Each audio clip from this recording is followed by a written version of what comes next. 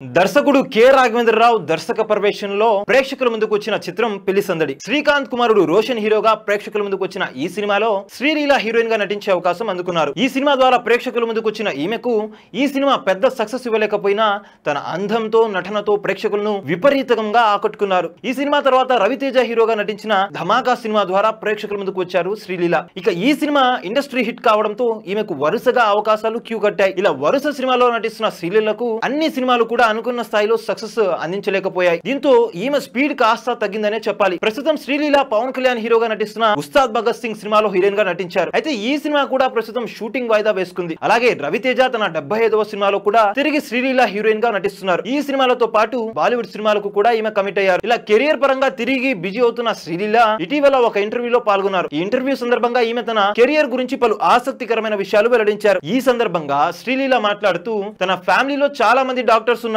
అందుకే తాను కూడా డాక్టర్ కావాలనేదే వారి కళ, అందుకే సినిమాల్లోకి హీరోయిన్ గా వస్తానని చెప్పడంతో ఎవరు కూడా ఒప్పుకోలేదని తెలిపారు. కానీ మా తాతయ్య సపోర్ట్ కారణంగానే నేను హీరోయిన్ అయ్యానని ఈమె తెలిపారు. ఇక శ్రీలీల తల్లి కూడా ప్రముఖ గైనకాలజిస్ట్ అనే విషయం మనకు తెలిసిందే. అయితే శ్రీలీల కూడా ప్రస్తుతం మెడిసిన్ చదువుతుంది. తనకు సినిమా షూటింగ్స్ లేకపోతే కనుక పూర్తిగా చదువుపైనే దృష్టి పెడతారనే సంగతి మనకు తెలిసిందే. సో చూసారు కదా గైస్, మరిన్ని ఇలాంటి క్రేజీ అప్డేట్స్ కోసం చూస్తూనే ఉండండి మా ఛానల్. మీరు కనుక మొదటిసారిగా మా వీడియోస్ ని చూస్తున్నట్లయితే కనుక మా వీడియోస్ ని లైక్ చేయండి, షేర్ చేయండి, మా ఛానల్ ని సబ్స్క్రైబ్ చేసుకుని పక్కన ఉన్న బెల్ ఐకాన్ కూడా యాక్టివ్ చేసుకోండి. Okay then, thank you for watching our video. Till then, see you, bye bye.